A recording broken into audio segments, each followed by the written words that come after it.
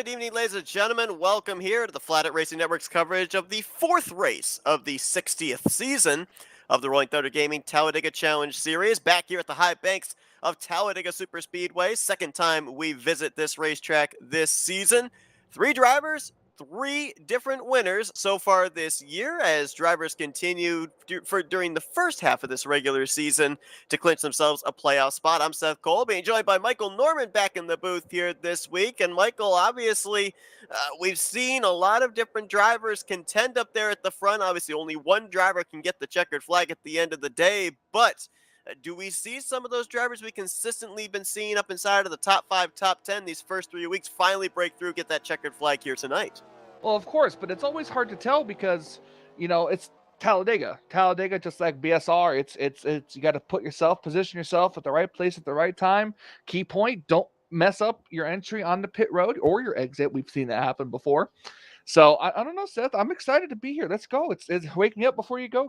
Absolutely. We're moments away from when these drivers will be gridding up. Full 40 truck field here tonight as well. So throw me a little bit more of an X factor into tonight's strategy since there's a lot more opportunities for mistakes to be made and a lot more opportunities for some big ones to be triggered. You talked about how pit road's going to come into play as well.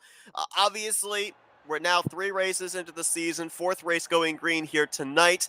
Drivers have now probably got a strategy in place based off of the first 3 races. Some of them going to be gunning for that checkered flag, the automatic locked-in playoff spot, but other drivers may be just looking for consistency to get their way into the playoffs. As we know, top 12 in points, they will be locked into the playoffs, and then any drivers inside of the top 20, if they're not inside the top 12, their wins would count towards a playoff position. I think last year we had 14 drivers that battled in the playoffs, and we could see the same here this season, though all 3 previous winners so far are actually inside of the top 10, so they wouldn't have to rely on their win. Qualified me again. It did, but however, we both ended up both qualifying outside the top 30.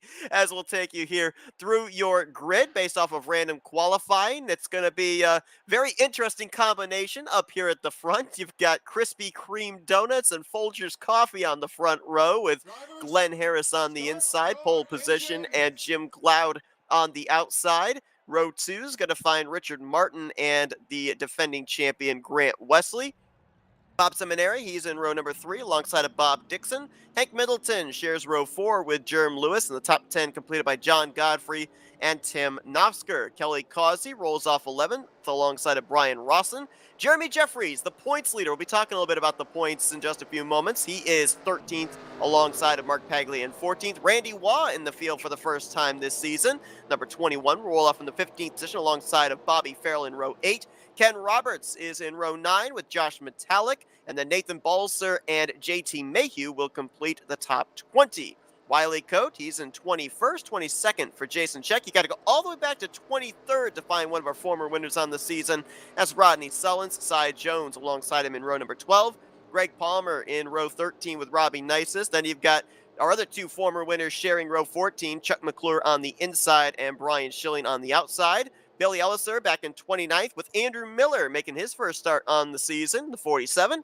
He's 30th on the grid. Doug Kulik and Joe DeSpirito, they're back in row number 16. Row 17, Terry Bombard and Jessica Shelton. Donnie Garrett's in row 18 with Ron Hagelin. Row 19 finds Bernie Mobbs and Tom Dixon. And the final row, row 20, 39th rather, Jeff Crivello. And 40th, Craig Hagley. Now, Michael, obviously very early on in the season, points are usually very close, but how about this for close? Top 5 in points. Jeremy Jeffries, points leader. Rodney Sullins, 1 point back in second. Tim Knopfsker, 2 back in third. Joe DeSpirito, 4 back in fourth. And Brian Schilling, only 6 points back after his victory last week in fifth. Any one of these 5 could easily be going into BSR next week as the points leader. Oh, yeah, and it's just that, and just that close. Every position counts. Every position is a point, and there's a lot of them on the table here tonight with 40 trucks ready to take the green flag. Looks like a couple of drivers elected to drop to the back, including Jim Gladden, the 72. I believe he actually, based off of a penalty from last week, is starting EOL. So Grant Wesley will be on the outside of Glenn Harris. We've got 8 and 88. getting us underway here tonight at Talladega Superspeedway, race number 4 green, and someone did not get going on the start in that inside line. Might have been Hank Middleton, so Bob Seminara immediately jumps up there to the top line, and we almost have some contact for the race lead through the center of 1 and 2. You know, I tried to say something, but you just kept talking. I tend to do that. Yes, you do, for real. I was gonna be like, it's green flag, wake me up before you go, because I'm trying to get the catchphrase over, You and are I hooked guess on only that time will tell. catchphrase. Hooked on a feeling. Ooh. That's two entirely different songs. Were you trying to bring back the 80s or something? Maybe. That's fine. I was listening to 70s and 80s music before we even came on the air. Ooh, a little more than a little warping there. Blinking for Bob Seminara. Oh, you could That's totally also remember that I didn't get all the paint schemes for this, so well, that's a problem. That's definitely a problem. Grant that's a problem for Wesley me. leads lap number 1. And he pulls out of line. Must have been told about the warping, so you Believe see so. Bob pulling out of line, gonna try to hopefully let that settle down for trying to make his way back up through the field. Oh, Richard Martin almost pushing up there off of 2 into left rear quarter panel of Grant Wesley. That could have been drastic. In a corner, onto a straightaway with the rest of the field barreling down Oh my into gosh. the Okay, hold vicinity. on. Someone back there just about spun. I think it was Brian Rawson. Yeah, it's the 6. He just went back and forth. I don't know if maybe he got a bump from the 1, but it really upset that truck. That would explain why the 21 of Randy Waugh on the bottom actually put some left side tires down below the line onto the apron, probably trying to give the 6 of Rawson room to gather it back up. Also saw Glenn Harris get his left sides down there on that yellow line, so got to be careful not to do that, because if you do, number one, you're going to push up just like that. Man, Glenn has got his hands full. The other problem is it's going to scrub off speed, and then Hank Middleton, John Godfrey on the inside line, they're going to close up on the back bumper very quickly. How about this? Third Here lane comes for that me. third lane. Yep, I was Jerm just about to Lewis, say. Tim Nosker, Jeremy Oh, Jeffers there we up go. there. There goes Glenn. Oh, that's going this to is come gonna back be on the bad. racetrack. That's This is going to gonna come be back up. bad. Oh, he's gonna get Jim Glaude and Jeff Cravello and Tom Dixon. Caution Oh, and is Andrew out. Miller. And Oh Andrew man, Miller. 47 in that as well. All right, let's see. I think that might have been it could have been a very easy bad bump there. Bad bump, maybe bumper grab. It was. Yeah, I was. it had to have been yeah. I'm trying to see it now. It might have been a bad bump on the 2 of Hank Middleton with his Peter Max throwback on that number 2. Tough break there for Glenn Harris, who had good starting traction, started Yep, on the right there. pole. He was running in 3rd or 4th position at the time, and here's another look at it. Yeah, remember Glenn had that issue over in 1 and 2, so He there would have might been a had little bit of chance space between him and Hank Middleton, with Middleton bailing out of the throttle, and then just that closing rate didn't line up the bumpers, as you pointed out. Oh, he might have had a chance to stop that, but as soon as he hit the grass, that was it. Yeah, once you hit the grass, the brakes don't do anything. And the worst part too was he was kind of into a 360 spin. If that thing had stayed pointed straight after it did the 360, maybe he could have like kept it going, but it just continued to spin because, as you said, just very limited grip, actually no grip really in that grass. And he had a lot of momentum going into that corner there too. Oh yeah. That was a But lot of that speed to was have to try and scrub off. if you look at it, it looks like it was definitely a bump, a mistimed bump from the 2 that kind of got him a little bit squirrely there, and then of course, when you lose that momentum, there's obviously nothing you can do, and he just ended up getting spinning out. See there, Jim Glaude got the big brunt of it there with the 8 coming back up the racetrack, and you wouldn't think it, but an incident from last week is what put Jim Glaude in the back of the pack. Remember, he was going to start on the outside of the front row via the random qualifying order, so he would have been more than likely ahead or maybe beside that incident and probably gotten through without any contact. Because of having the EOL at the start of this race put him back in the vicinity where he ended up getting early damage. So we look at these races, we look at the incidents that take place, and obviously the RTG admins go and they look at everything during the course of the off week, see if anything carries over into the following week.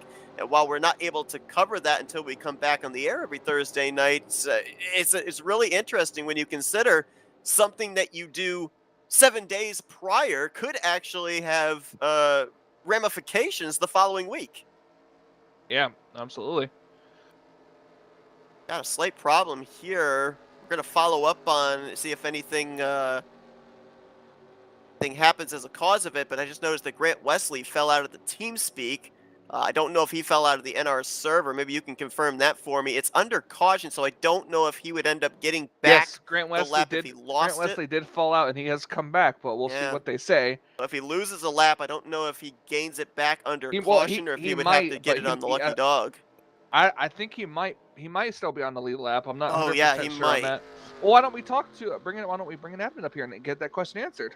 All right, so let's see. How about Josh? Is Josh Metallic available? Could be. Let's see if we can dial him up here real quickly.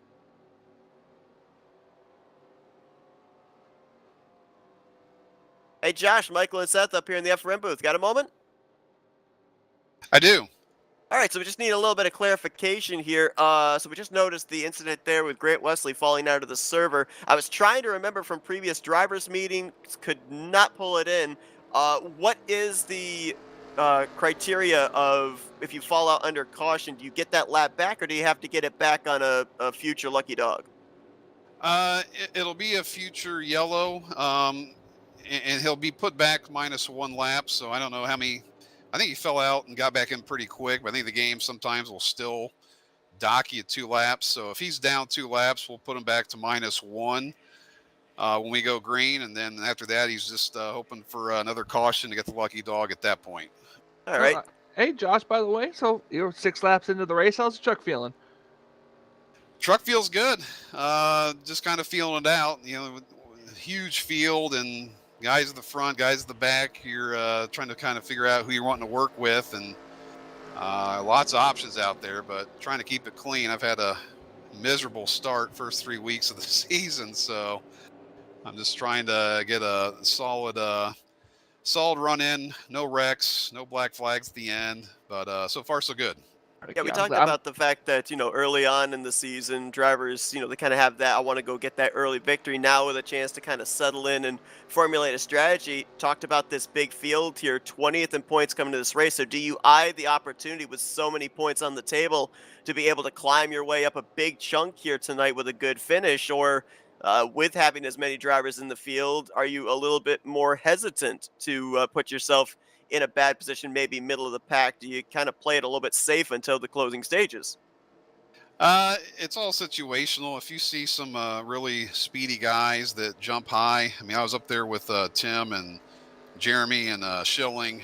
I saw them all up there and moved up there, and we were going to make progress, but yellow came out before we could get anywhere really. So kind of depends on who you're around, who you think can push you forward. If it's getting sketchy out there, you might just kind of hang low on the low line and brace for any possible wrecks or whatnot. But yeah, you have a plan, then it goes green and it all changes. All right. We'll let you get back down there, put on a good show for us, and good luck, man. Appreciate it, guys. Thank you.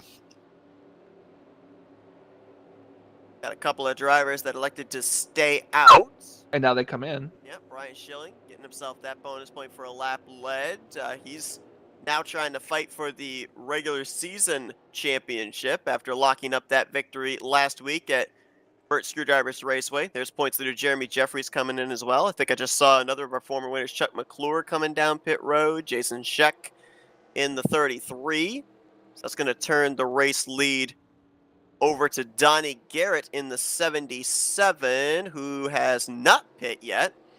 The timing of this caution is kind of interesting too, Michael, because very early on in this race, so some drivers will feel if they come to pit road now, that extends their fuel window a little bit later on in the race should we get a long green flag run. But other drivers feel, we haven't run enough green flag laps to even warrant coming down pit road.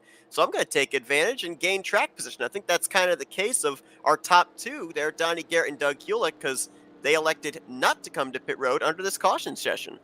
Well, caution session. Shut up. I knew you were going to notice that. You know me, I'll never let it go. But yeah, you would think that, but I guess it really depends on if they feel like another caution will come out. And the odds of another caution coming out with the 40 truck field is actually very high. So I can see the track position gain here. But deep down, you got to think about it. Early in the race, track position, is it really that key? Like, because you can go from the back to the front, from the front to the back in like a snap of the Yeah. fingers. Yeah. So, I mean, staying out on old tires, it's just going to put you on a, pitting earlier than everybody else, and that could put you in a hole. However, it could also put you on a very clean pit road in case something does happen. A valid point as well. And to the point you just made earlier about being able to work your way from the back to the front very quickly. Yeah, we've seen in the past drivers start back in the final row and they're up inside of the top 5, 7 laps into a run. So if you got the right amount of drafting partners, the right amount of momentum, and clean enough racetrack to not stall out your momentum, definitely can make some moves. Takes maybe a little bit longer here tonight with how many trucks we've got in the field, but certainly is still possible. Donnie Garrett going to be the one to lead us back to green with Doug Hewlick.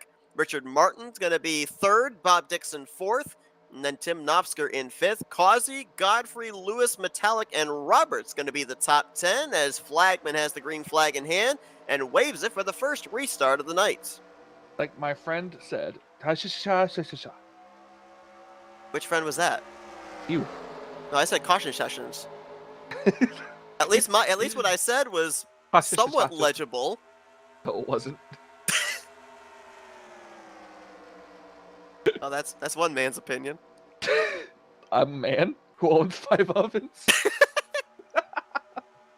Stop setting me up for these. Man, you are in rare form tonight, I'll tell you what. Man, I can't wait for everybody watching who just does not know that reference. I feel like you've been in the catnip. Oh, Lord, the 616 car was close. Jerem Lewis in the middle there. It's Nathan Balser on the inside, Ken Roberts up top side, and they're fanning out even more. Are we going 4 wide? Oh, yes, we are. Yes, we are. Godfrey, oh, why? my gosh. Not in the tri-oval of all places. Metallic, you're in a very bad spot. He let Godfrey in. He let Godfrey in. That could have saved us a caution right there. That was sketchy. That could have saved us the whole field. That's what that could have saved us. Tremendous credit to Godfrey and Dixon, though, because they were in the 2 toughest positions as the middle trucks through the tri-oval. They almost made contact a couple of times. I'm afraid of what these guys and trucks can do on an old pavement version of Talladega. Imagine if these guys ran a new repaved version with a lot of grip. You know what? With what we're seeing them be able to do at Talladega, should we put out a poll for them to run Zen Joltis at some point? No. A track that can take them 5, 6, 7 wide. They would use every single lane. You know they would. They would. They really would. Yeah, but the race would only be like 15 laps at most. It would take 2 years if they ran a 66-lap race there. It would. Unfortunately, my attention span would be like, okay, guys. And the good news is they would still be able to hot pit sure, if they ran the more current version of Zen Joltis, as we can attest. Yeah, for real. These guys are just it's making me sit on the edge of my seat here with just how close these cars get. Now, it looks like all the drivers involved in that first caution, at least for now, it looks like they are still up to speed. I was a little bit concerned about the 72 of Jim Gloud because he took pretty good front-end hit into Glenn Harris when Harris came back up the track. Resilient these trucks are. Yeah, the moderate damage. You've got to wait a couple of laps to find out just how bad the aero damage or the speed deficit's going to be, and looks like they're all good to go. Grant Wesley is the only truck 1 lap down right now, would be in a lucky dog position if there were to be a caution, and he was not involved. As how about that top side there? New look for the 5 of Wiley Coat. He's got the. I was gonna say, did you forget? No, I didn't. He's actually got the. I didn't actually even know this was a thing. Who did they sponsor this past week at Bristol? I think it was Corey LaJoy. And the Nagu NEGU. It's the. It's I like didn't even know he was sponsored by Corey LaJoy. No, well, they sponsored okay. Corey LaJoy at Bristol. His Cup car. It's oh gosh, I can't remember what the acronym stands for, but it's something Every villain is lemons. No, it's something children's cancer related. So pretty cool to see him sporting that on the 5 machine, and as always, got the metallic number 5 color. We saw that on his Castrol Edge car in previous races, or truck, I should say. As Kelly Causey out in front here in the 00, we played a little bit of trivia with that Jif Peanut Butter Chevrolet a couple of weeks ago. Me and Anthony did. I don't know if you know the answer to this, Michael. Do you know that that Jif Peanut Butter had a mascot back in the 70s? No. It was a blue kangaroo. Electric Avenue? We're gonna rock all through the blue kangaroo. It doesn't fit. Yes, it Anyway, does. It doesn't fit because you don't believe. and we can jump up higher. No, anyway. What was I even talking about? Oh yeah, Jif Peanut Butter. Guys, if you don't enjoy our broadcast, I don't know why you. Oh man. I don't know what it could possibly be. Ken Roberts there in second position. Rodney Sullivan's in third. So now, we talk about the 3 different winners so far this season, and drivers having different goals. It's pretty easy for Rodney, Chuck, and Brian as the 3 former winners so far this season. They just want to go out there and win more races. More races mean more bonus points. More bonus points means a higher seed when the regular season comes to a close. And of course, wins as well net you a lot of points, and so you can be up there in the conversation for the regular season championship, which nets you another 15 bonus points in the playoffs. It's pretty bad when I have to go watch our own broadcast just to see the paint schemes. Yeah, we should have gotten those to you, and I forgot. So it's your fault. Okay, got it. It's actually not Noted. my fault. You made me watch a 10-minute Jim Carrey bloopers video, so I feel it's And your it's fault. not like you didn't love every minute of it. Not every minute of it. Some of that I didn't understand. Anyway, Greg Palmer up in that 5th position. Nice to see Greg in the field. Mentioned this during one of the Talladega Nights races that we did last week. And, Greg Palmer going through a tough time. Lost his brother about a week and a half ago. Pretty cool to see him back in the field again here tonight in that 22. Former winner last season. Ended up winning twice, actually, last year, including during the playoffs to advance into the second round. And running right well in the 22 car in that 5th position. Looks like a couple of drivers testing the waters down on the bottom as the top 3 were running the middle.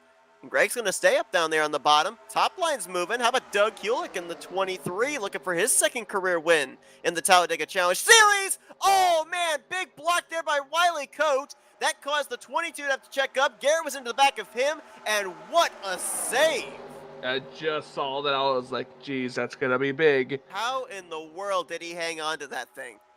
I have no idea. That should have either spun around or overcorrected back up into the field.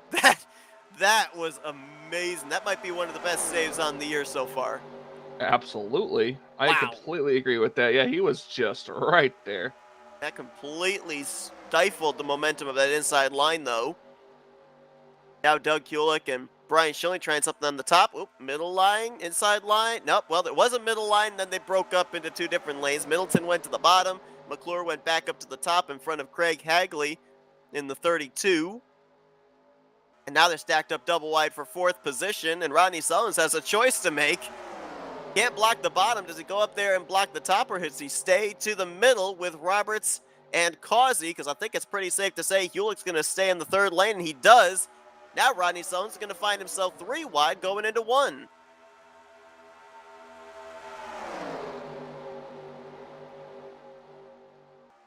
Oh, the 4. Little bit of a side-to-side there. Brian Schilling. Now he's going to jump to the middle. And Doug Hulick looks in his rearview mirror and says, where'd all my friends go? Where'd my boys go? Where's my boys at?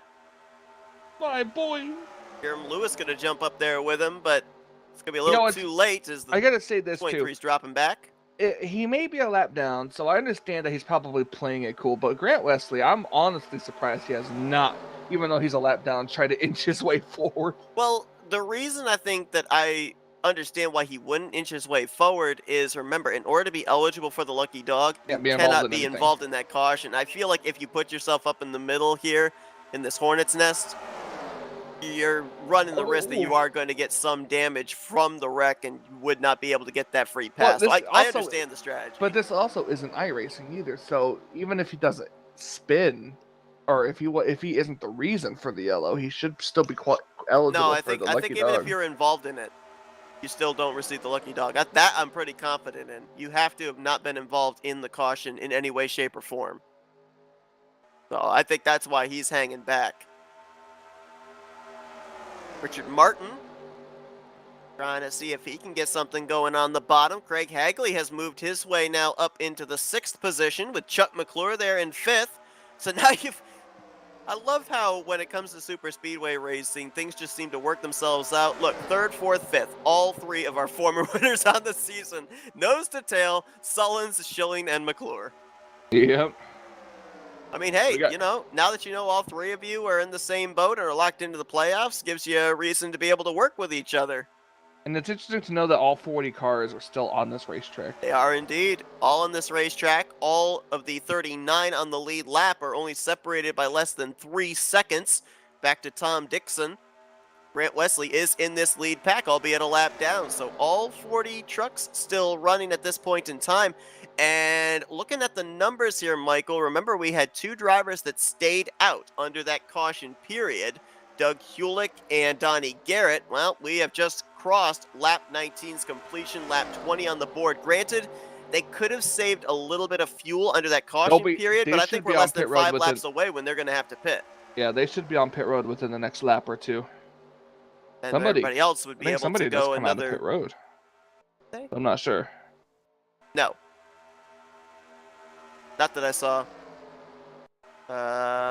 Nope, these drivers are all at the tail end of the pack. Nope, nobody came off of pit lane. I just noticed the 77 of Donnie Garrett went down to the inside line back there. So might be trying to get himself an avenue to pit road for that eventual stop. Tim Nofsker trying to lead the inside line there. Bernie Mobbs right behind him in the 31. They're now charging their way up into the top 10. Nofsker just ran his fastest lap of the race so far at a 47.84, getting a nice toe off of Hank Middleton.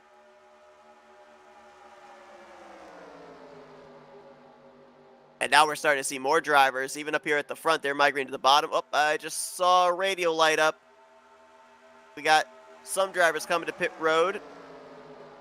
Focus on the 77 of Donnie Garrett. See if he's going to be one of those ones diving onto pit lane. If he does, I would have to assume Doug Hulick in the 23 would be coming in as well. And yep, here comes Donnie. Jerm Lewis is coming in this lap. Jim Gloud as well. And there is the 23. Getting those trucks woed down. 55 miles per hour. So now, based off of the math of the amount of laps we ran under that only caution period up to this point, now we can expect to see everybody else down pit road in the next 3 to 5 laps. And Causey would more than likely be one of the first, since he has led, well, now 10 laps so far in this green flag run, so he has used up the most fuel as the race leader. Keeping an eye here, of course, with a bigger field means bigger packs coming to pit road for green flag pit stops as well. Could mean more mistakes, more innocent victims collected up, and as we've seen here and at Burt Screwdriver's Raceway, I should say. I'm sorry, the wrong BSR. At Burt Screwdriver's Raceway, we've seen that incidents that take place on the entrance to pit road or on pit road will more than likely not bring out a caution unless it migrates back up to the racing surface. So we'll see if the bigger field tonight is going to play havoc with potentially the first round of green flag pit stops. As there's Hulick going a lap down. Grant Wesley, but hope that nothing happens right now. Yeah, he needs this to cycle around, right? Yep. Not need to have more than 2 other drivers go off the lead lap. There's Garrett and Gloud about to get lapped. Anybody coming to Bob pit Dixon road this possibly. time? Bob Dixon coming to pit road. There's the 143. Nothing yet. I'm assuming that we'll see them in the next lap or 2, definitely, because you know Bob Dixon always usually comes a couple laps early. Yes, he does. About a lap or 2 before the rest of the field does. Keep an eye on radios, see if anybody might have their hands out the windows here down the back straightaway. Nothing yet. So probably they'll go another lap or 2. Oh, there it is. The 7's pitting. Cy Jones towards the back of the pack right now, 32nd place. 26. Billy Elliser, who is right now in 29th. So looks like a handful of drivers towards the rear of the field coming in pit road this time.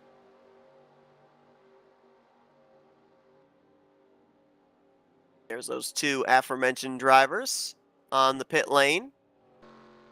009, and here they come. So They're that gonna would be coming be down pretty this much time. your core leaders now coming down pit road this time by.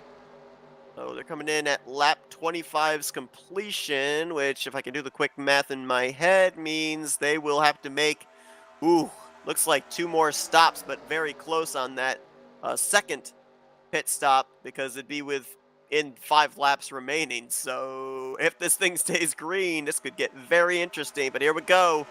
Big pack of trucks. Can they make it on safely?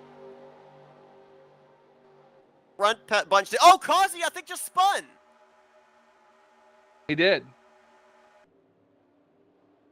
Everybody's going to make their way around him, though. I think he's in Ron Hagelin's pit stall, and Hagelin was in this time. Yeah, that was no incident No. in a way, because he just Locked those he tires just up, didn't he? he just lost it coming to pit road. Locked up the rear tires, looked like. If Oops it around. that didn't hurt his tires too bad, he could still, if he takes fuel only, he'll be at the back of the pack, but he could still come out with the pack. Yep, definitely could, but he's going to lose a ton of track position, obviously. Ryan Schilling probably going to be coming down pit road this time, as he and about a dozen drivers, well, more than a dozen drivers, stayed out for an extra lap, and here they come. Let's see if they can make it on without incident. Oh, Randy Wall locks him up and saves it, but Paglia spins around behind him. Paglia's coming down pit road in reverse. I'm not sure if he got spun or spun out. Jeff Crivello might have tagged him from behind. Ooh, the 28 might get a dangerous pit road. Well, he made the commitment line. We'll follow up on that and see if 28 is going to get a penalty. I guess better to get it earlier on in the race than later, but we don't know if this race is going to trend green. So if you do make a mistake now and you don't get a caution to save you, that mistake is going to come back to haunt you. As I think the 6 of Brian Rawson's coming down pit road, and I'm pretty sure, let me double check, but I'm pretty sure this is a second time down pit lane for him. 8 balls there as well. Could have been penalties. I think it is. Rawson was 19th. Balser was 28th. Keeping an eye on Rodney Sullins, he could cycle Ozzy's back around. Down pit road, Michael. I think he might have sped. That's a tough break there. Not only spins out and loses on that track position, but then gets hit with a speeding penalty after leading 13 laps early on. Your first reaction when you start to spin, sometimes it's to hit the brakes, but sometimes it's to let off the brakes, and he might have let off the brakes before he was at 55. And Rodney Sullins, with that pass, will take the lead as these cars cycle around. Rodney Sullins got his first win in the season at Burnt Screwdrivers Raceway, now trying to see if he can sweep the super speedways here in season 60 and get one at Talladega. Ken Roberts going to cycle into second. Craig Hagley now in third, and McClure wants to get back up to the front again. That'll be the battle for third, with Brian Schilling completing the top 5 after the cycle. Josh Metallic is in 6th. Tim Nofsker 7th. Jeremy Jeffries making a dive for 8th. And Wiley Coate and Joe DeSpirito is your top 10. Oh my gosh, I just saw on the telemetry, Chuck McClure, black flag. And he's coming to pit road. So our former winner from a couple of weeks ago hit with a penalty, and he's going to have to serve it and loses out a ton of track position. Causey, Balser, Chuck McClure, and who was the other one? Rawson, Brian Rawson. All hit with speeding penalties here under this first cycle of pit stops.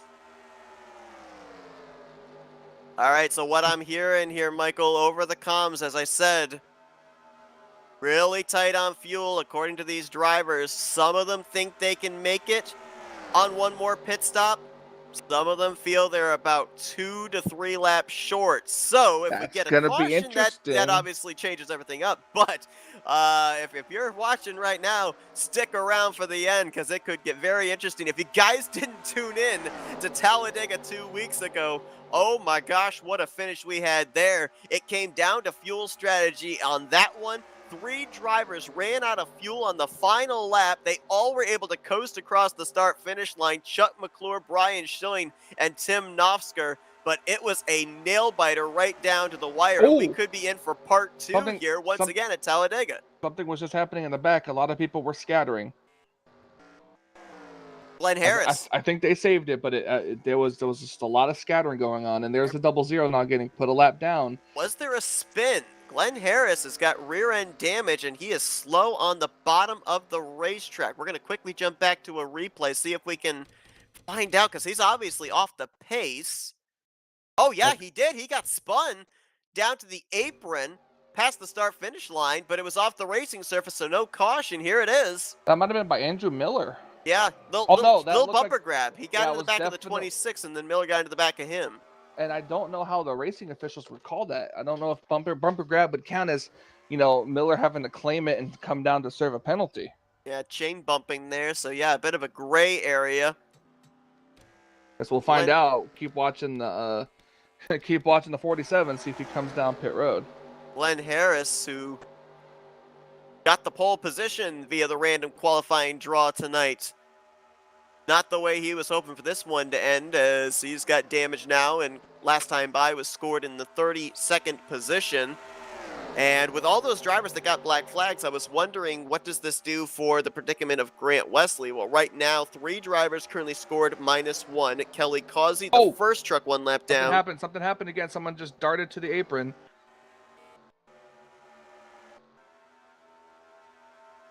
Possibly Nate Balser in the 079. I saw it was a yellow car. It might have been Wesley, but I just saw somebody dart to the apron coming off of turn number 2. And find out what that was. It was, and he almost spun. Oh, yeah, wow. Holy moly. Here it is, more chain bumping. This time, big checkup there. Hewlick to Garrett to Dixon to Wesley to Hagelin, and Hagelin tags the 88. Wow, Grant, I don't know how he saved that. We've had a lot of good saves so far tonight. We had that one by Greg Palmer. We have this one by Grant Wesley. And to think, Grant Wesley's like, I need a caution, but not me. But not me. I do not volunteer as tribute. But going back to the Grant Wesley situation, as we come back to live action, right now, Kelly Causey is the first truck 1 lap down. So he'd be in the first free pass position. Grant Wesley is currently in the second truck 1 lap down. And Nate Balser, who we just saw there moments ago in the same vicinity as the 88, is right now the third truck 1 lap down. So really the 079 and the 88, who are nose to tail, are battling for that second and final position. And it looks like Ron Hagelin, after that contact with Grant Wesley, looks like he's serving a penalty here under green. Also saw the 8 of Glenn Harris coming to pit road to get damage repaired on the rear end of that machine. And Harris returns to the track 1 lap down. Halfway home here tonight in the 4th race of the season. Again, next week we're back here again Thursday night at Burt Screwdrivers Raceway. And next week, being week number 5, guess what? The bracket challenge begins. The drivers that are first through, I believe, 32nd in points will be put into the bracket tournament, and down to the end of the season, it'll be elimination style. We'll have the winner side of the bracket, the loser side of the bracket. Winner of each respective bracket will face each other in either a 1 or 2 race final. It's something that these drivers always look forward to, and sometimes even when we talk to them post-race in their interviews, Michael, they refer more to that than they do the battling that we saw on the racetrack. They always say, oh, well, I was at least able to beat my bracket opponent this week. Yeah, for real. Never a dull moment with that. And that's what's so cool about RTG is they always have these little mini series within the series. They do the same thing over in Bare Bones and Aero 88 with the Challenger series. Always keep everyone invested, fighting for something. As I'll tell you what, somebody is going to be fighting for something in a moment. It's going to be Grant Wesley, because I saw about 4 trucks up ahead that are on the tail end of the lead lap, and these leaders are going to be passing them maybe within the next couple of laps or so. And Grant is not in this lead group, so the situation could be getting worse for the 88s. As well as for Kelly Causey, who led up to this point the most laps, got hit with the speeding penalty, now a lap down. This could take him out of a lucky dog position also. Absolutely. Single file now, Seth. This is what happens, roughly. This is, I guess you can call it fuel saving almost. I think it is. Absolutely is. I just Oh, a look at this couple of pack laps of ago cars got that another single file. confirmation Yeah, that it is super close on fuel. Let's see. Look at this pack of cars that they're catching as well. Tom Dixon part of that. This is another cars going a lap down that could play very well if for some reason the 88 can't get past him. I think Brian Rawson was a part of that group. Ron Hagelin, Jeff Cravello, all at this point on the tail end of lead lap. And then when they get by this group, there's another quartet of drivers not too far up ahead. Chuck McClure, Mark Paglia, Cy Jones, and Robbie Nisus. Now, what does this got to do to the psyche of the 88 car who desperately needs to get back? He's not part of that main pack. He's fallen back. Him and Nate Balls are back here just kind of chilling out. I'm kind of wondering if you're Grant Wesley, are you in major fuel save? If you're a lap down, I don't know if you can make that lap up and make another circuit to be able to take the lead.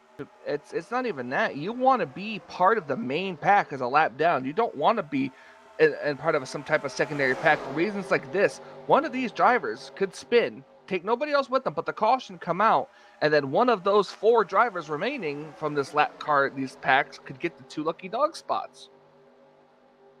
Looking at that neon green 55, the Mountain Dew Chevrolet of Ken Roberts. Last week when Brian Schilling went to victory lane, I was shocked when I looked, but Schilling actually snapped a winless streak going back over a season ago. It was back the middle portion of season 58 when he picked up his last checkered flag.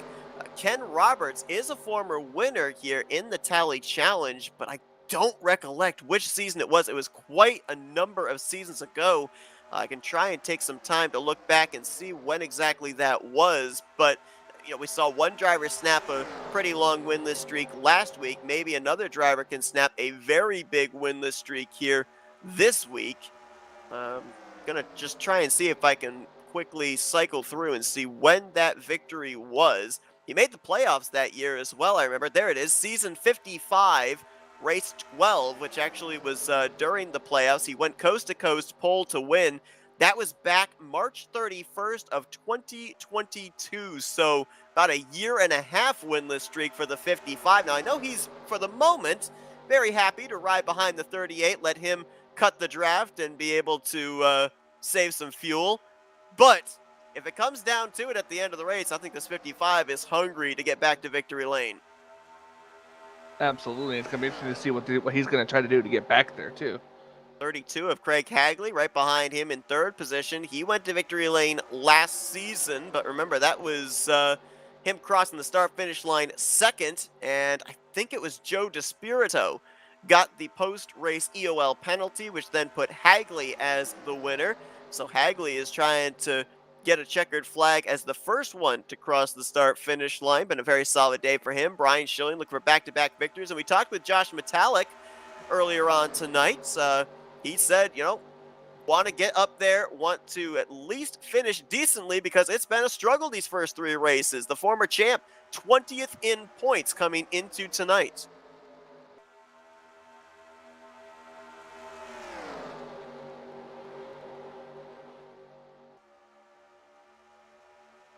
Still hearing a lot of these drivers are clutching, trying to save every drop of fuel they possibly can. Well, let's see when they're going to come down pit road. Was it 41 of 66? So set that they get to anywhere past lap 46, then they might be able to have enough to make it. But like you said, so I would see these cars coming down pit road if they think it's close within the next 3 to 4 laps. Yeah, Rodney Sullins, I think it's safe to say probably it's going to need to come down like right now. Yeah, he probably will not be able to make it on one more stop. He's probably going to be one of those drivers for absolute certain is going to be short on fuel because there's no way he's able to save out there. Yeah, a couple of drivers just came off pit road, Jerm Lewis and Jim Gloud, and I think they came to pit road, 3 laps before the big pack did on the first cycle? Yep, if these cars come down on lap 45 going on to 46, that's going to be like, oh my lord.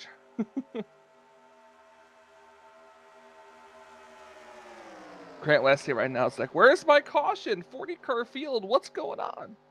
What's the deal with that? I just got confirmation here. Top 3 are short to make it on one more stop. That's not Drivers fair, that Seth. How do came you to make pit fun of their road. heights like that? What? Are you gonna make fun of their heights like that? Just because they're short. Just because they're short.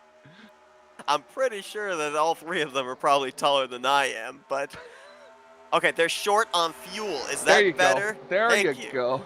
But I have been told that the drivers that came to pit road of the second group, that second large group during the first cycle, they have to still save a little bit more, but if they do, they can make it the rest of the way. The drivers that came down pit road, that big first group, they're going to be very close and maybe not be able to make it. They're probably going to be about a lap and a half short. More drivers going a lap down there. Donnie Garrett And at least until the and cycle. At Bob least until it Dixon. cycles around.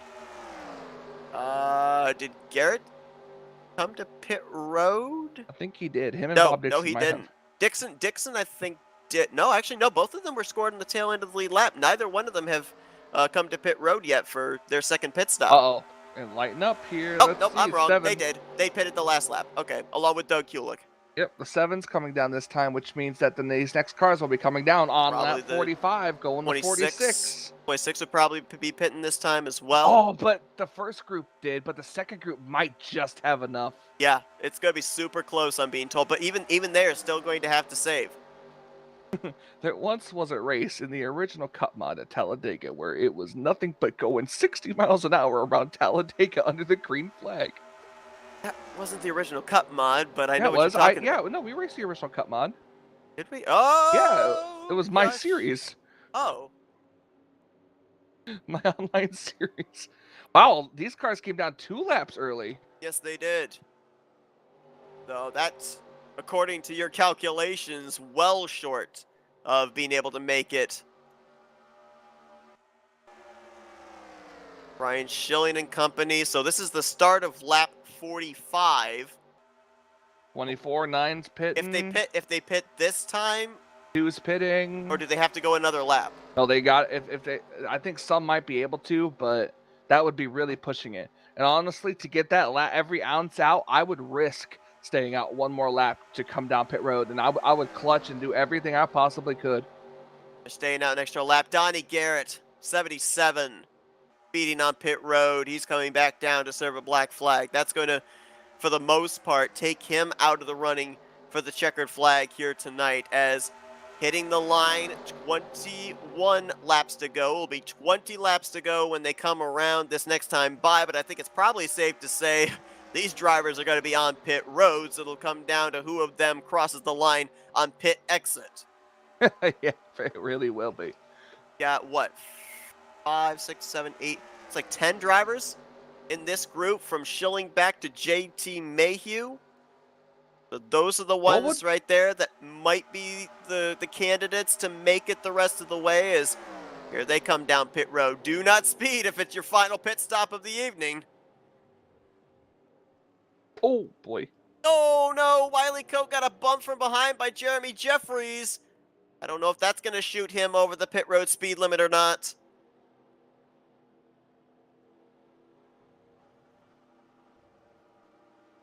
Somebody was spinning. It's Oh, yeah. Grant Wesley. Caution. Oh, caution's out. Oh, no. Wesley, and I couldn't tell who the other truck was. They were in the infield grass. Ooh, how many cars is that going to trap a lap down? I don't know, but they might be able to take the wave around. Well, everyone can make it on fuel now. Harry Bombard stayed out. I don't know how he had enough fuel to go that extra lap. He just shut his car off, so he's clutching. He might be not able to make it back around. Well, I don't know. problem is, could he? Oh, a header problem with the 338. Pretty sure JT came down pit road with that group and may have money shifted as he downshifted to pit road entry. Oh, this is a whole new ball game right here. Ken Robertson, the 55, I'm hearing, had a black flag. I don't know how you serve that under caution. You would probably clear it, and he'd be EOL. And Jerm Lewis in the 616 is out of the race. That might have been the white truck I saw spinning through the infield grass. Oh, I think Bombard might be out of gas. Oh, I think he is out of fuel. Oh, no.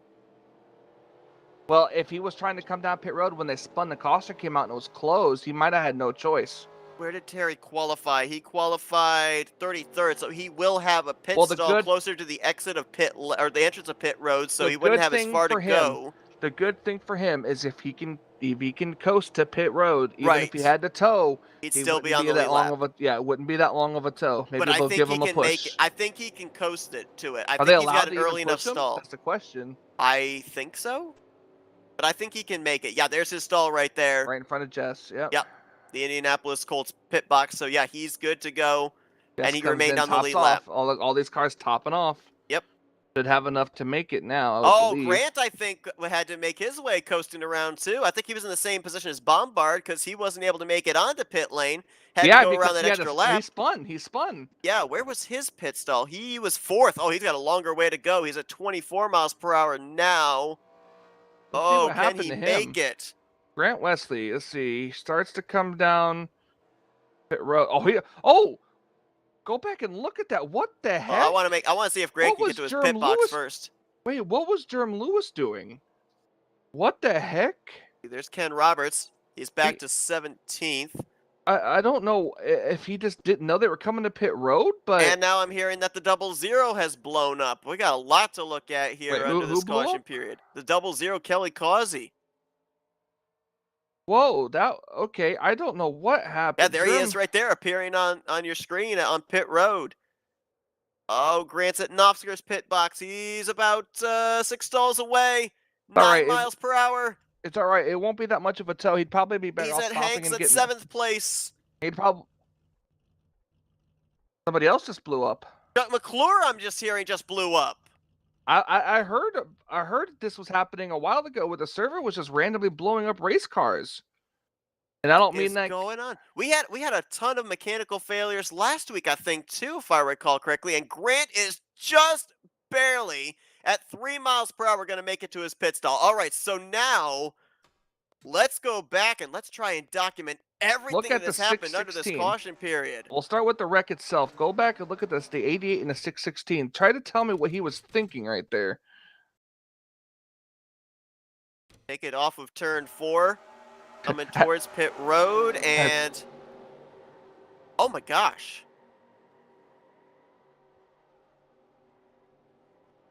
Was he even trying to come to pit lane? I don't think No, he couldn't have, because I think he didn't he had have pit. to. Yeah, I think he had pit already. earlier. He was just kind of in a rock and a hard place, and if you think about it, but even still, you know, common sense would have said they're coming to pit road. Let me try to stay high or something. Gonna take a quick look at something here.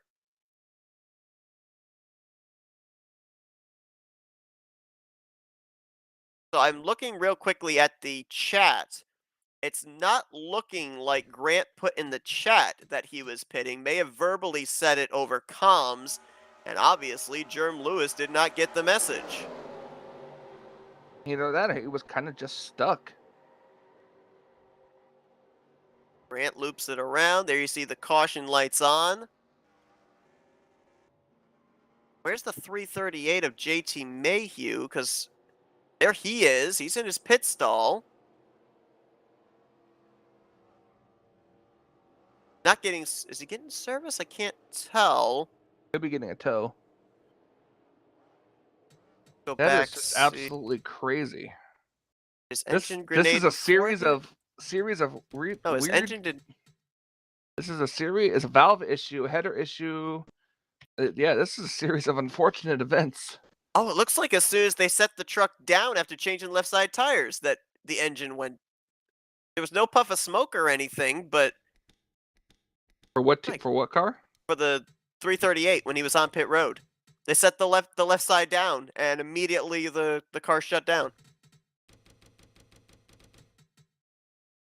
Talk about bad timing. Look at the Kelly Causey incident. See where his engine goes, and caught up to the field. He was in 30th. Oh, here it is, in the middle of 1 and 2. riding around there. And all of a sudden, boom, there it goes. And let's find the 17 of Chuck McClure, because then he also had an issue with his engine. Excuse me. Trying to find him. Oh, he was up at the front. Might have potentially been looking to take a wave around. And where does his incident take place? Because I heard both the 17 and the double zeros engines being called out in very quick succession.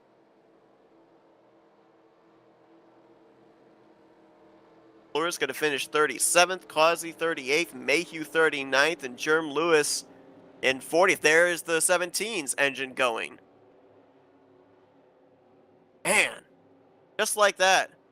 3 mechanical failures, making up 75% of our retirees here. And now, fuel no longer a concern, no longer an issue. Everybody should be able to make it the rest of the way. So now the gloves are off. Now you're basically just racing to the checkered flag or that point of no return at the completion of lap 62. Mark Paglia and Grant Wesley, it's looking like, were the recipients of the lucky dogs.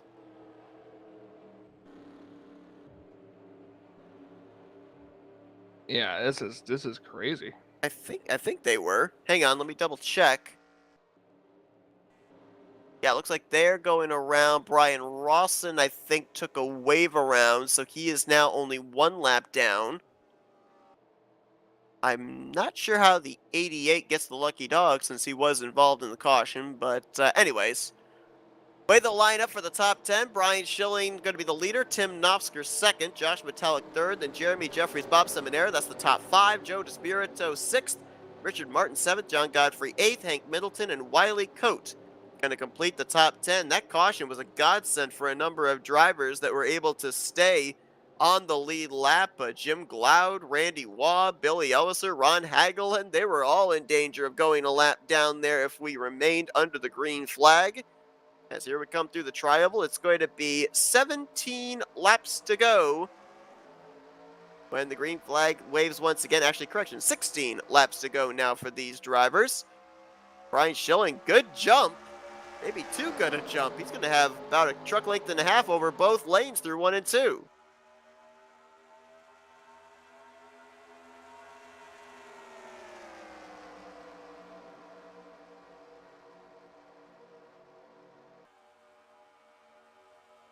Battle for the free pass position now going to be between 7 drivers, all 1 lap down each. Jeff Carmelo, Donnie Garrett, Tom Dixon, Cy Jones, Glenn Harris, a lot of cars, Robbie Nisus, and Brian Rawson.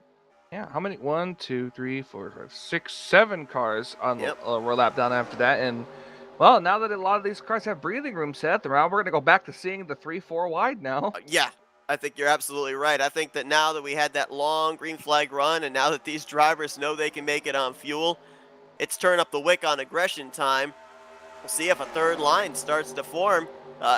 Normally, it would be Brian Schilling who would be forming that third lane, but he's out in front, so he can't do it right now. Correct. Oh, Ken Roberts! Oh, Hard that's a into hard the inside impact. wall. And it's going to stay below the racing line. Yes, it is. No caution going to wave as he nosed it hard into the inside wall there on the back straightaway. Ken Roberts, who, remember, rode in second place behind Rodney Sullins for the better portion of that long green flag run. Oh, that was a chain bump. Oh, chain bump gone wrong, and he hit the wall. He hit the wall at 160 miles an hour. We'll see if we can go back and take a look at it here. They're double file right now, so hopefully no trouble breaks out as we break away to take a look at this replay here. That was head on. It was at 160 miles an hour. There it is. Top side, 3 wide. Jim Glaude, Ken Roberts, Craig Hagley. We've seen the chain bumping all night long. There's the bumper grab. Wow, just splits that gap right in front of the 45 of Tom Dixon. A big hit into the inside wall, and just like that, the 55 of Ken Roberts' night comes to a close as he's taking it back behind the wall. Looks like he's going to get credited for the 36th position this evening. Looking at the first double wide battle here for the 10th position. Josh Metallic on the bottom, Bernie Mobbs up on the top. There's Rodney Sullins in the 38, who has led the most laps so far tonight. Let's take you through your lap leaders so far this evening as we close in on 10 laps to go. Rodney Sullins has led 18 laps. Kelly Causey, who just had the mechanical failure, led the second most laps at 13. Brian Schilling, your current leader, is 12 laps out in front, looking to continue to build on that. Then 3 laps led for Richard Martin, 5 laps led for Donnie Garrett, and 1 lap led apiece for Hank Middleton and Terry Bombard. Just over 10 laps to go, Seth, and this is getting really interesting. Really interesting. It was coming down to what was going to be a fuel strategy race, that caution completely negating that possibility. Now it comes down to caution, taking away our exciting finish. Why? Who invented cautions? What even is a caution? Hey Google, what's a caution? It's not talking to me. Google said, "Nah, bro, it's okay." Google said you don't need. It's Nunya.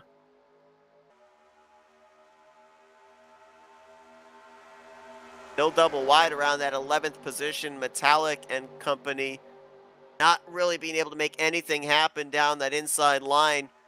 Most of your top 10 have remained in that middle groove. Remember, we talk about this all the time, especially with the fact that we've got lap trucks. Lap 62's completion, if a caution comes out between then and the end of the race, it's basically you're racing back to the checkered flag. So you have to wonder around that point if we start to see the single file train break out into double and 3 wide. Trying to look to see what alliances are going to be made here. Nofsker and Schilling we usually see work together, but both of them want to get a checkered flag. Nofsker for the first time this season, Schilling for the second time in 2 weeks. You got Jeremy Jeffries right there in the 3rd position. Jeffries is the points leader, but he's still looking for a checkered flag this year. Joe DeSpirito there in the 24.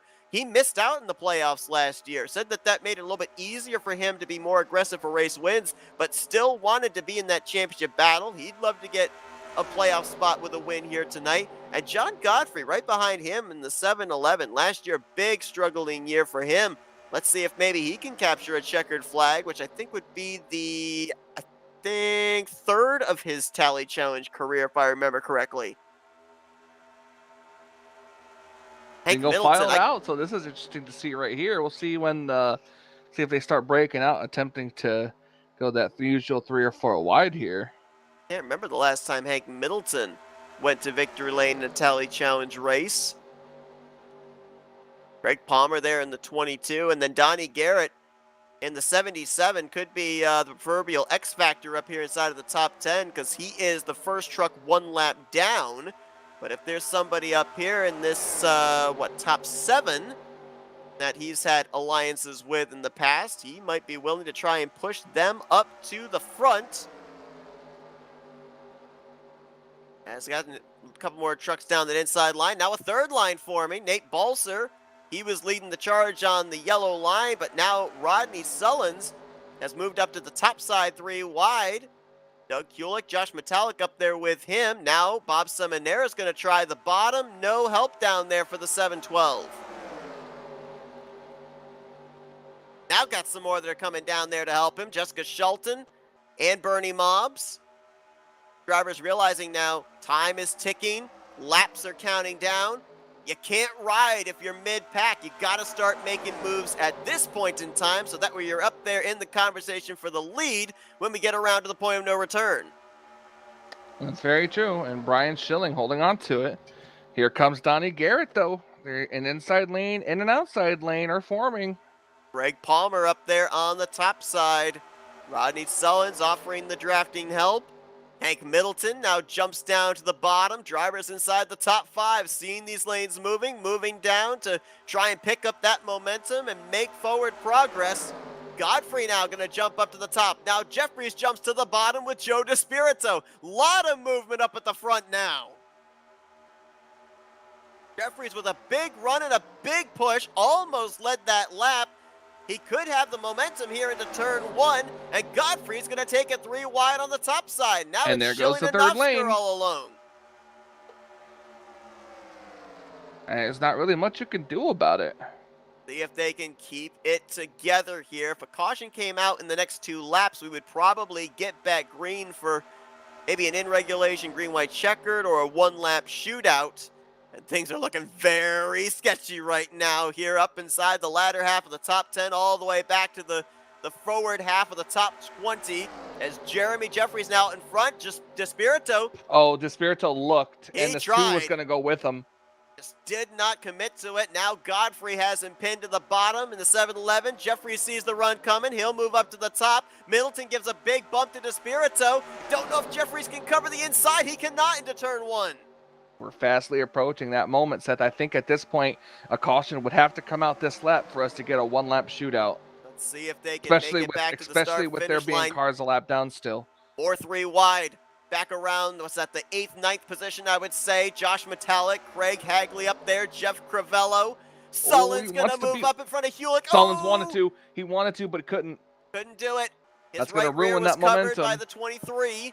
That's going to ruin the momentum of that outside lane. And maybe the middle line as well. That might be advantage inside there it is. line. They're trying to leave Jeffries out in the middle. That's when they're going to do it. That's Godfrey up on the top there with Greg Palmer. Oh, Seth, they're not going to make it back. This is going to be nerve-wracking here for us up in the booth as they're still swapping lanes, picking partners. Top 4 have gotten themselves cleared. Now maybe what top does 5 Middleton with do? Jessica Shelton. What does Middleton do? Oh, there it is. There's the wreck right in the back. Big wreck. Ty Jones up in the air. Several trucks flipping. This is the battle back to potentially the checkered flag, I would say. What does Middleton do with Joe Despirito? If he makes the move, does Garrett go with him? Does Seminara go with him? You got to be off of turn 4. You got to make it now. No move made. Here comes Seminara to the top for 3rd place with Shelton. Bernie Mobbs making a move on the inside for around the 5th position, and Despirito will hit the line. Completing lap 62. Oh, man, with the lap down trucks, I think this race is over. Yeah, that's it. It's over. Joe Despirito. I think Hank Middleton was probably all about okay, I'm in a good spot. I don't know. He might have been waiting, but I think if he would have moved up to the outside with the 712, then I think that I think he would have probably had a good side-by-side battle there. But here's the problem. You got to know your competition, and Hank Middleton was outnumbered. He had Despirito in front of him, Garrett and Seminara behind him. That's the I didn't Florida even realize gang. the 77. There's no way that I think that Hank Middleton would have had a drafting partner if he had made that move. Garrett and Seminara would have probably stayed true to their teammate in the 24. It might have been, but I completely forgot that the 77 was not on the lead lap. Yeah, he was a lap down. Still very much a player into the outcome of this race potentially, but definitely a lap down there. Looks like unless things change, let the pace car go by before something Middleton happens. and Seminara are going to be your podium finishers. Let's go back and take a look at what happened at the back of the pack. 7 car almost had a blow over there. Brian Rosslin. Where's the pace car? There he is. I was going to say, these cars better watch out. Pick it up, Brett. What are you doing? It's not Brett. The pace car driver. The Hitman Hart? No, Brett Bodine. The Hitman Hart? Brett Bodine, the Hitman Hart, yes. There's the look at what happened. Ron Hagelin, Brian Rawson, Tom Dixon, Mark Pagli all getting pieces of it. Jim Glaude went down to the inside. I don't know if he hit the wall or not. I mean, at the rate they were racing, we knew it was coming. Yes. Oh, absolutely.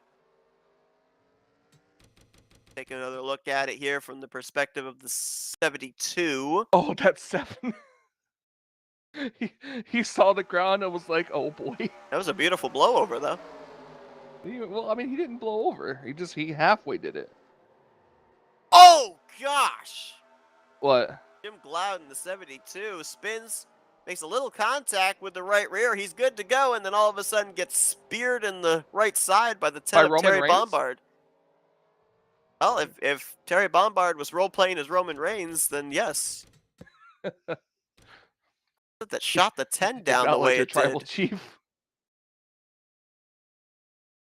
Is Terry Bombard off the corner? Who tags him? I do wish NR had the iRacing qualities where you could just be like, okay, Oh. 1 degree in this time by. Oh man, it does. Really? Yes. There's an EXE out there where you can limit the number of caution laps. It does exist. That's a look at what brought out the caution, but what's more than likely going to be the final time tonight.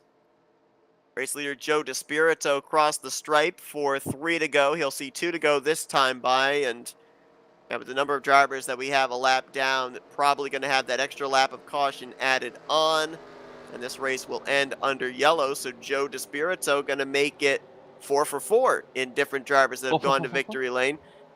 What season was it? I want to say 58, maybe it was 57, where we went all 10 regular season races with 10 different drivers going to victory lane. We did not have a repeat winner. I was there for that. Yes, you were. So we might be on track to doing that here in season 60. So this season we only have 9 regular season races.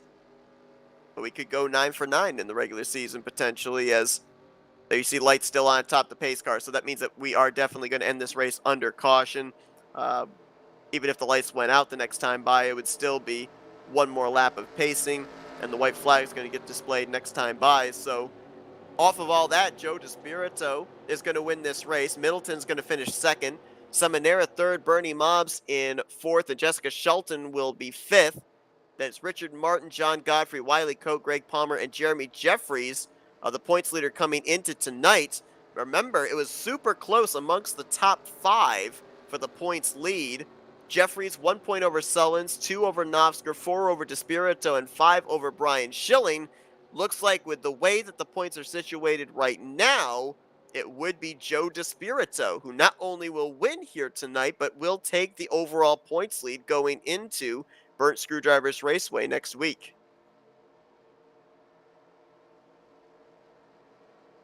A couple of drivers will not reach the conclusion that were caught up in that wreck. Jim Glaude will get credited for 34th and Brian Rawson for 35th. If I'm not mistaken, I believe both of those trucks were Mark Martin throwbacks. Tough break for them. They'll join Ken Roberts, Chuck McClure, Kelly Causey, JT Mayhew, and Jerm Lewis in the garage area for the conclusion of this one.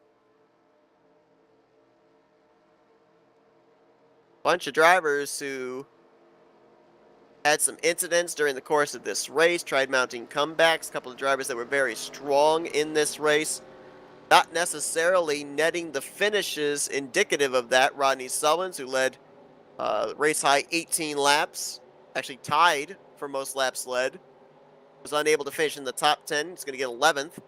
Brian Schilling, who was leading a good portion of that final run before he and Novsker kind of got put in the sucker hole in the middle and dropped to the back. He led 18 laps. He's going to get credited for 16th. Ken Roberts, who was up at the front for a good portion of the race, running 2nd with Rodney Sullins. Middle portion, saw him go into the wall. Is going to suffer a DNF. Kelly Causey, who led in the early going. Mechanical problem put him back behind the wall. Talladega didn't really play favorites here tonight, that's for sure.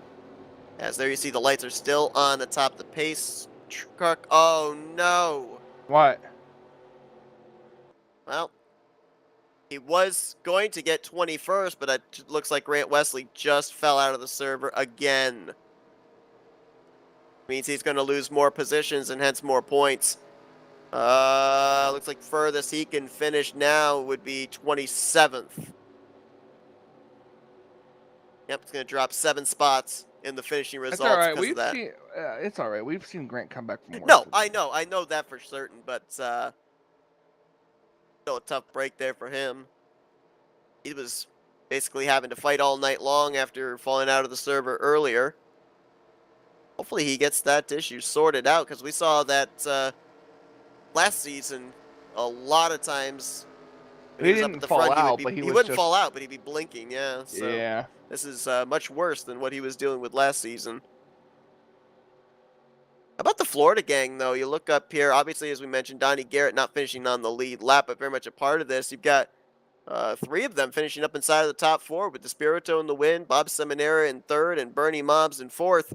We've talked to them in the past, and they said, people figured out, in order to be able to beat our alliance, they have to make alliances of their own, and they've had to fight a lot harder, I think, in these past seasons than they had in previous seasons with Joe Despirito, multi-time champion. Same for Seminara.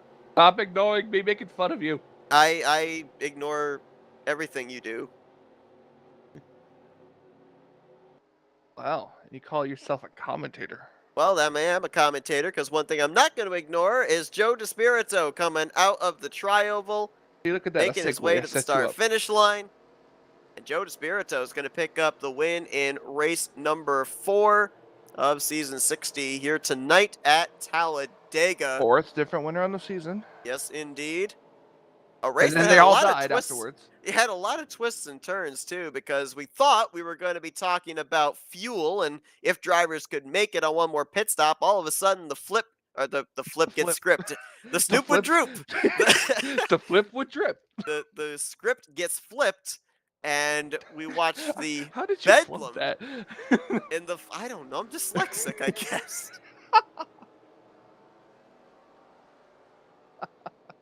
Okay. Well, Despirito hasn't spun yet. There's always one that usually spins out the leader. Yes. Oh, the leader, the winner. I mean, the winner is the leader. The breadwinner on the last lap. The breadwinner. No, the breadwinner would be Kelly Causey. He's got the Wonder Bread sponsorship. Yeah, but did he win though? Yeah. I think Nofsker was trying. He looked like he was trying to catch up to him. Pretty sure Nofsker spun out Schilling last week, so he's already spun out a winner this season. Well, Joe Despirito, hoping that this win's gonna stand. Remember last year when he went to victory lane, it was a post-race penalty that took that checkered flag away from him. I didn't see anything in the closing stages here that would warrant post-race EOL, so I'm pretty sure this win is going to stand and be official, and he burns it down here tonight at Talladega Superspeedway. We'll be talking with him, as well as Hank Middleton and Bob Seminari, your podium finishers, in just a moment. Take a look at the finishing results here tonight, as fans here on the front straightaway getting lost in that cloud of smoke. Gave you pretty much the top 10. Actually, we gave you down to 11th, Rodney Summers. Doug Kulik brings it home in 12th. Nathan Balser, 13th. Bob Dixon and Josh Metallic going to complete the top 15. Brian Schilling, 16th. Craig Hagley, 17th. Bobby Farrell didn't talk much about the U.S. Air Force, number 92 tonight. He gets 18th. Tim Nofsker in 19th. And Andrew Miller going to complete the top 20. We had 26 drivers finish on the lead lap. 32 drivers finished the race. There you see Grant Wesley. He actually gets credited for 33rd tonight. And the other drivers we already documented out of the race, from Jim Gloud down to Jerm Lewis.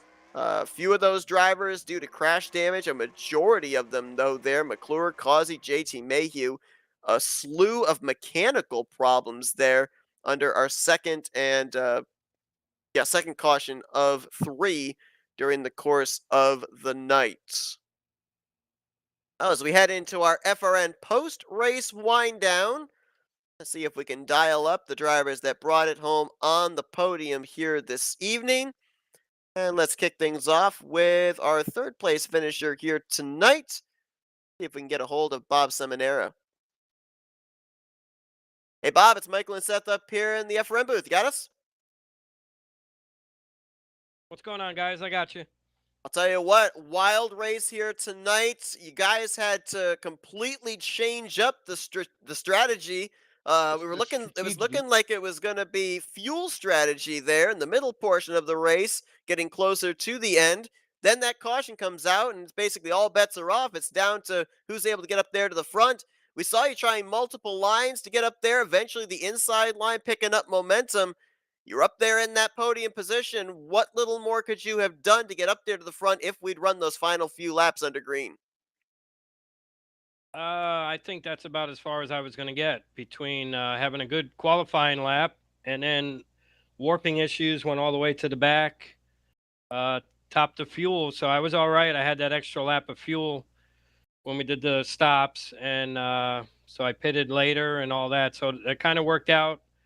I was able to get a little better track position. And I believe I caught that yellow good after pitting. So that I got track position up there with a bunch of big boys. And yeah, I don't think I could have went any further. Jessica was giving me good pushing, but Joe was up there and Hank was tough. There was a very crazy race out there, to say the least. Starting from with the long green flags run and everything, and just take us through just how I don't want to say scary, but just how crucial getting on and off pit road on the green is in terms of just where it positions you by the end of the race. Oh yeah, it's very crucial. And then tonight was, I don't know, the lines were all getting mixed up, and the pitting sequences were where guys were coming off pit row and they were forcing us further up. I mean, it was different tonight, but it was sketchy there for a long time. So, but yeah, pit road is very important, getting on and off green flag. We saw 2 weeks ago when we had our first race of the season here at Talladega, it came down to fuel strategy. Top three coasted with no fuel across the start finish line.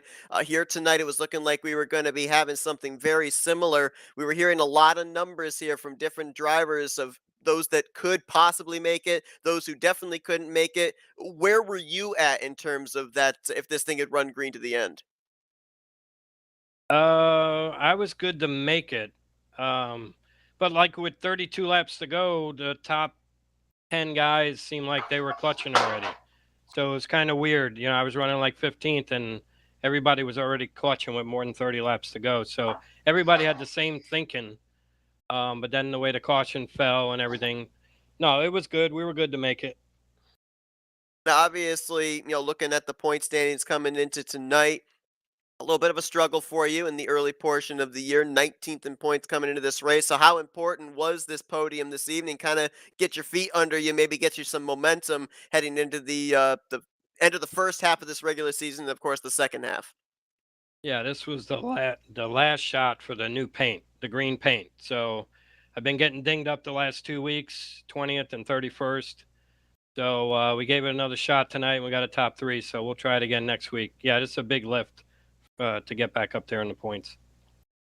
Great run for you here tonight, early on in the season, so should take a pretty good leap in the point standings heading into next week. Bob, before we let you go, congratulations on a great run. The floor is yours for thank you sponsors and shoutouts. Yeah, thanks, guys. I'd like to thank FRN and RTG, the guys, and all the admins, Mobs Motors, and Shadows on Fire, FTMF, and all the boys. See you next week.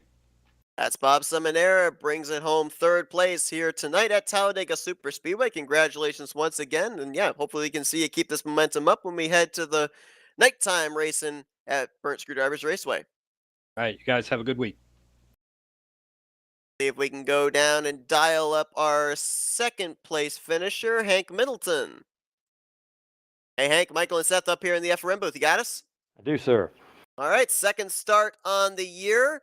25th in that first start, but second place for the number 2 here tonight. Bit of an interesting situation for you there, though, because you had the 24 in front of you. You had his teammate, the 712, back behind you. That final lap there coming to the caution, which eventually was going to be the checkers. Do you have any thoughts about stepping out, or were you comfortable where you were at? I was fine where I was at. Joe's a good guy, and I've raced with him a long time, and I haven't been racing in a while, so I was a little rusty. So I just said I'd stay behind him and help him win the race, and just have a second place finish is a big deal here with this big field. Just glad to have a top 5 finish for once.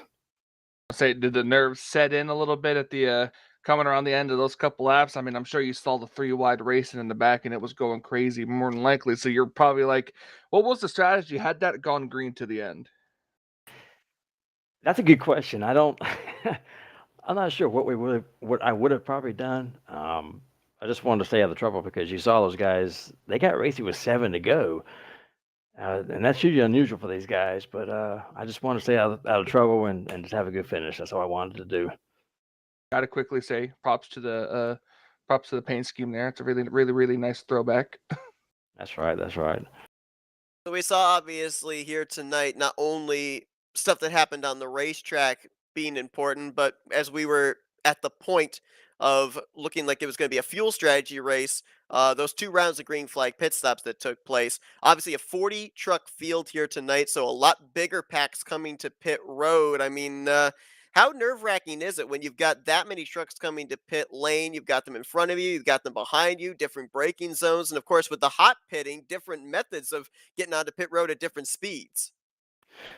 Well, the first caution, I actually caused that. I think I hit Glenn Harris, and I felt terrible. I just a lot of checking up. So that first caution, some guys didn't come to pit road because they were expecting a second quick caution, and I think it's what threw some of those guys off. So but yeah, you got a field of 40 cars. You do not want to start on the back, but I had to go to the back anyway. So luckily with shielding, we were able to get up front to some level. But it's very nerve wracking. I'm not really in the points fight right now, but if I was in the points fight, I think I would be, yeah, a little nervous. Does being in or out of the points fight, does that change the mentality for a driver when the green flag drops, and especially towards the end of the race? I really think it just depends on. You want to be competitive, but the guys who are trying to go for a championship, you don't want to mess their opportunity up. I guess you could say. I'd feel terrible if I did that. So it's apples and oranges. You had some good starting track position here tonight with the random qualifying. Start up inside the top 10. You put it on the podium in second place here tonight. Survive all the mayhem. Congratulations on a job well done, Hank. Before we let you go, the floor is yours to thank some sponsors and do some shout outs. Well, I want to give a good shout out to Jason Sheck, his deal for having us out tonight with the series, and you guys, Seth and Mike, you guys are great, man. I've for the times I have not been able to race, which has been a while, I do watch the broadcast at late evenings or the next day, and you guys are fantastic. So appreciate what you guys do as well. So for sure. We appreciate it. That's Hank Middleton. He puts it second place here tonight at Talladega Super Speedway. Congratulations on the great run. Hopefully, we see you next week and the coming weeks here. Keep this consistency up. Appreciate you guys. All right, let's go down to victory lane. Fourth different driver to claim a checkered flag here in season 60.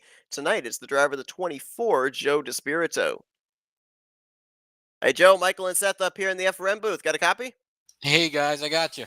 I'll tell you what, man. I keep saying this. I wish there was some way we were able to get heart monitors or pulse monitors on drivers here in NR, because I can only imagine what the heart rate was inside the cockpit of that 24 coming around on that final lap. We saw all sorts of lanes forming up on the top, in the middle, on the bottom. A lot of drivers blocking, trying to stall that momentum or get pushed up there to the front. You had to keep your eye out the windshield and the other eye on the rearview mirror, see where the runs were coming from. If this thing had gone green to the end, if we'd had those last 3 or 4 laps under green flag conditions, could you have kept them at bay? Man, I would have been playing both lanes probably. I think I had some friends behind me though, so I was a little more comfortable than normal, so that helped out. But I was probably gonna ride on the bottom and see if anybody would jump up and just kind of try to fake block and stuff like that without trying to cause a wreck.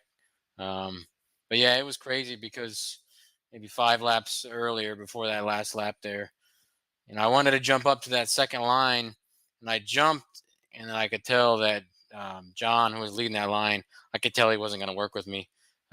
He wanted to lead that line, so I jumped back down, and it ended up working out. Everybody kind of moved out of the way one by one for me, and it ended up finishing that way.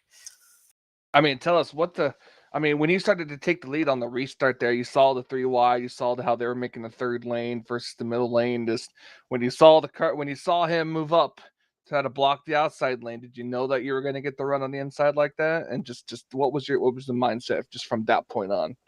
Yeah, like I said, I was in communication with some of my guys behind me, and I knew I had some numbers on the bottom, which, like I said, is not normal this year. It's the first time I've had my numbers on the bottom.